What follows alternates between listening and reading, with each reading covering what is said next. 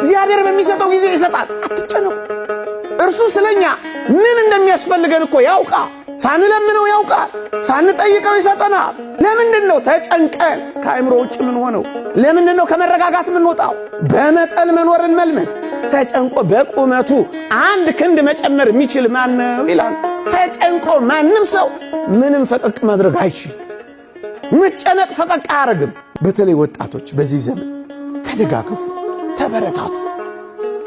በተለይ ክርስቲያኖች እርስ በርሳችሁ ሶስት የምትበሉ ተጨንቀው የሚበሉት ላጡ አካፍሉ።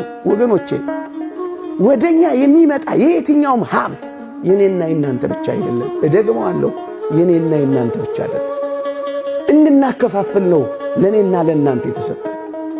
ብቻህን እንድትጨርሰው አይደለም እግዚአብሔር የሀብትን ጸጋ አንተ ጋር ያጎናጸፈው። እንድታከፋፍልለት ነው ወደ አንተ የመጣው። የወንጌላችን ትልቁ ተልእኮ ስጦታ ነው። እኛ እንኳን የዳነው በስጦታም አይደለም።